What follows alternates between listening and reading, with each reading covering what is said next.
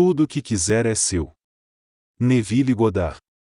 A ficção é definida como uma construção imaginária que é irreal, em oposição à verdade, ou realidade.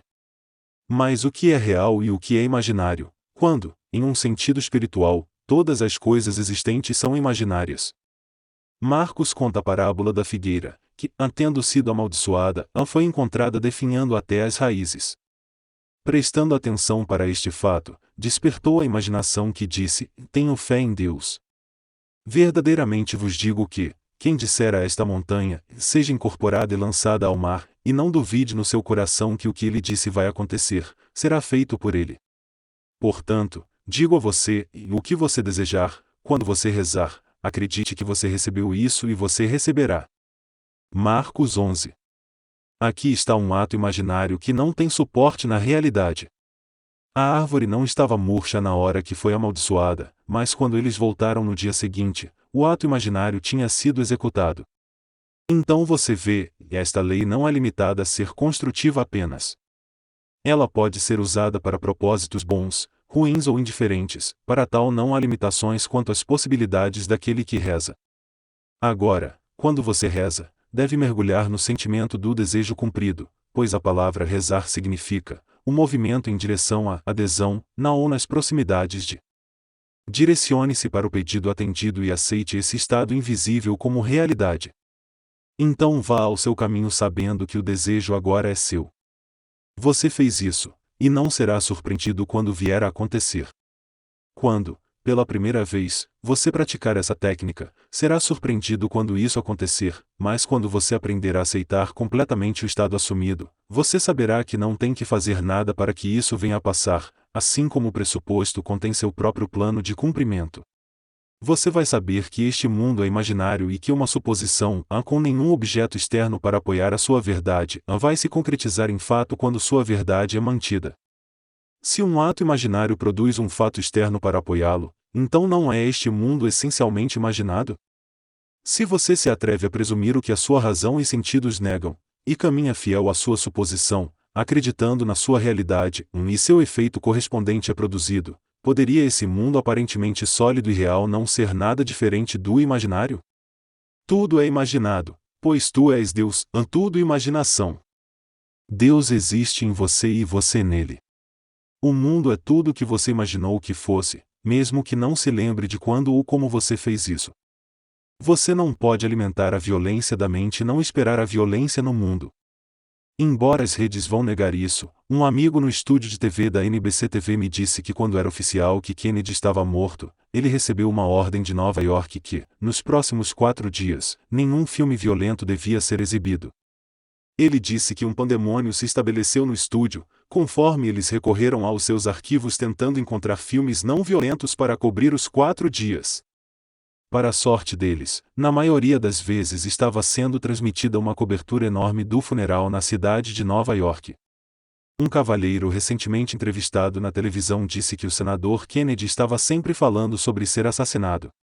Que quando os tiros foram disparados, ele instantaneamente sabia que Kennedy estava morto. Você não pode entreter os pensamentos de ser assassinado sem experimentá-los. Sabe-se lá, sem ser visto por olhos mortais, estava pisando no lagar, influenciando a mente do jovem rapaz. Não permita que ninguém atue como intermediário entre você e Deus, pois ele está dentro de você.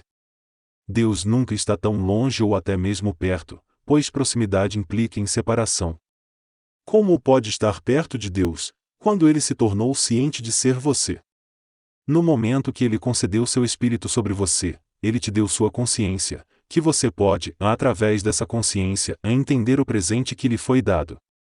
Deus me deu o dom do nascimento e da paternidade. Sem o dom do seu espírito, eu não conseguiria entender os dons que tenho seguido. Como eu poderia interpretar o dom da crença ou ser despertado do meu longo sono, se ele que interpreta todas as coisas não tivesse me transformado primeiro? Quando o mordomo e o padeiro do faraó sonhavam, eles falaram para um escravo, dizendo: tínhamos um sonho. José replicou: a interpretação não pertence a Deus? Diga-me o sonho. Agora pergunto a você: José não diz aqui que ele é Deus? O livro do Gênesis começa, no princípio Deus, e termina em um caixão no Egito. Quem está no caixão? José. Então no início, Deus, como José, é colocado em um caixão no Egito. Agora, tendo dito que a interpretação pertence a Deus, José então interpretou seus sonhos. 2 anos mais tarde, ele interpretou o sonho do faraó e aconteceu conforme ele disse que aconteceria. Se essa história é verdadeira, não é o Espírito de Deus sobre o homem? Sim. Porque Deus se tornou na verdade como você, que você pode ser como ele é. Aceite isso literalmente, pois é verdade. A imaginação verdadeiramente cria do nada. Os pensamentos invocam uma coisa que não é vista, como se isso acontecesse. Isso é realizado por um conceito imaginário tocado pelo sentimento. Ouvir o sucesso do outro e sentir sua alegria constrói uma estrutura que irá se projetar na tela do espaço.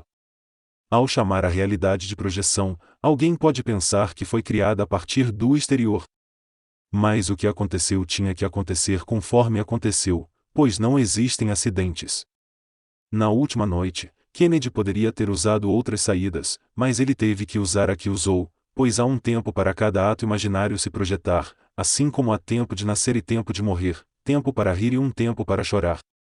No Macbeth de Shakespeare, ele descreveu este mundo como uma história contada por um idiota, cheio de som e fúria, não significando nada.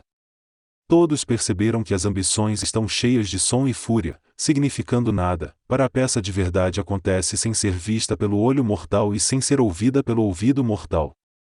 O drama da vida se desenrola de dentro, pois Deus o Pai está moldando você à sua semelhança. Então coloque sua esperança totalmente sobre esta graça, esse dom que Deus dá de si mesmo para você, conforme Ele desenrola sua imagem em você. Tudo mais não é nada mais do que som e fúria, sem significar nada. A filha do Stalin, escrevendo sobre sua vida na Rússia e a morte do pai, disse que um derrame paralisou um lado do corpo dele. Embora os olhos estivessem abertos, ela duvidava que ele visse alguém na sala. No entanto, a expressão no seu rosto era de extremo ódio. Um braço se estendeu como se xingando o que ele via. Ninguém vai saber o que Stalin estava vendo, ninguém conhece os pensamentos de um homem, além do espírito do homem que está nele. As pessoas podem apenas especular.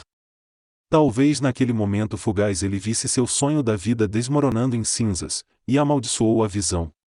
Agora, aos olhos de milhões, Stalin era considerado um homem muito sábio, mas a Bíblia descreve uma mente assim como tola, dizendo: o tolo diz no seu coração que Deus não existe. Mostre-me um homem que acredita que Deus não existe, embora ele possa ter muitos diplomas e possa ser considerado uma pessoa muito sábia, ele é um tolo dos tolos. A Bíblia não passa a mensagem de que o homem ignorante é tolo, mas só aquele que diz no seu coração que Deus não existe. O mundo de Stalin entrou em colapso conforme as portas se abriram e ele saiu da pequena bolha em que vivia.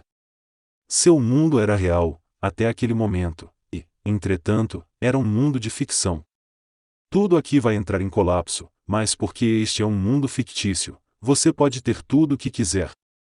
Você gostaria de ser conhecido? De cumprir uma grande ambição? De ser famoso aos olhos dos outros? Você pode ter tudo isso, se você estiver disposto a assumir que isso já é seu. E, apesar da evidência dos seus sentidos e a contradição da sua razão, se você andar e dormir em sua suposição, isso vai se concretizar em fato.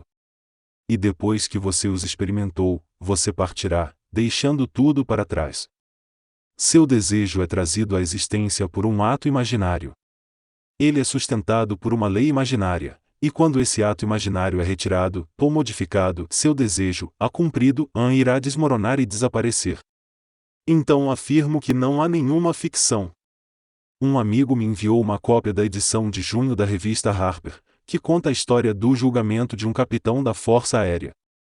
Como um projeto de escola, este capitão escreveu um ensaio intitulado Capitão Dali Norte foi submetido à corte marcial, no qual ele declarou o lugar e a hora em que isso aconteceu. Anos depois, enquanto na Força Aérea, o capitão Dali Norte foi julgado, condenado a 1 ano de trabalho duro e exonerado do serviço. O capitão Norte escreveu a sua própria corte marcial e então a cumpriu, Então, o que é ficção? Você pode escrever sua própria redação sobre o sucesso, se esse é seu desejo, e na medida em que você se autoconvence de que é verdade, você lhe dará vida no seu mundo. O segredo é imaginar a ponto de se autopersuadir. Você acredita no que está imaginando? Não existem dois de você, ó você e a imaginação. Você não está remodelando uma peça de cerâmica quando você imagina, e sim remodelando a si mesmo. Você está se movendo até seu desejo. Se você persistir até ver exatamente o que quer ver, fixar sua posição com a cola do sentimento e permanecer nisso, isso será refletido na tela do espaço, assim como seu mundo atual está refletindo o estado fixo a partir do qual você o vê. Existem dois mundos, o mundo exterior do efeito e o mundo interior da causa. Esse mundo interior, na profundidade da sua alma, é onde o verdadeiro drama da vida continua. É lá que Deus está dotando a você com o poder da vida. Agora uma alma viva, você está sendo transformado em um espírito vivificante. Naquele dia, você verá este mundo de cima, para descobrir que ele está morto, e que você é o poder que o anima. Blake disse: onde o homem não está, a natureza é estéril. Isto é verdade, pois a natureza não pode produzir nada por si só. O homem, uma alma viva, faz com que as coisas apareçam vivas pelo seu poder de animação. Embora você esteja agora animando tudo o que contempla, você está destinado a se tornar um espírito vivificante, a criar coisas à sua própria imagem, realizá-las e dotá-las com o poder de criar vida. Acredite em mim, não há nenhuma ficção. Cada pensamento que você tiver vai acontecer. Você pode pensar que é apenas um pensamento e que nunca se tornará real, mas ele se tornará real. Pense que você é um mártir, e você é. E você continuará a ser um, até que mude seu pensamento. Os Kennedys, acreditando que são mártires, terão estes golpes repetidos várias vezes, até que despertem de dentro. Não importa quão boa sua vida pareça ser no momento, ela é um sonho do qual você deve, irá despertar. O que você mais ama, seu marido, esposa ou filho? Pode até ser um objeto inanimado que você estima, mas um dia você terá que dizer adeus. Recentemente, uma senhora me mostrou um anel de diamante enorme que ela usava, dizendo haver pagado US$ 75.000 por ele. Embora ela tenha filhos e netos, este anel é tão importante para ela, e ela é tão orgulhosa disso. Bem, você poderia multiplicar esta senhora por milhões de pessoas que adoram objetos que estão mortos, porque eles não sabem que eles estão. Já que estamos vivendo em um mundo de César, viva-o ao máximo, mas não fique apaixonado por ele. Não seja movido pelas emoções, como 1 milhão de pessoas o são hoje, conforme elas assistem a uma caixa fechada, sem saber com certeza se um corpo estava nele. Agora, a Bíblia ensina que mentiras admissíveis são permitidas. Uma suposição não baseada em fato é uma mentira, não é? Disseram-nos para imitar a história do mordomo injusto que, quando lhe disseram que poderia perder seu emprego, pediu a quem tinha 100 medidas de azeite para lhe dar 50, a outro 80, e a outro ainda, 60. E quando ele retornou ao seu mestre, o mordomo foi elogiado por sua sabedoria. Este mordomo falsificou o registro, os fatos da vida que a memória alegava estarem corretos. Talvez a memória diga que você só tem $10 no banco, o aluguel está vencendo, e não existem perspectivas de mais dinheiro a caminho. Ou que seu amigo está doente ou desempregado. Estes são fatos que a memória registrou. Você pode falsificar esse registro por uma mentira admissível, vendo $1.000 no banco e o aluguel como pago. Vendo quem está doente, como bem, ou quem está desempregado, como assalariado. O que parece tão real se baseia na ficção de qualquer forma, e a ficção é fato no sentido de que é tudo imaginação.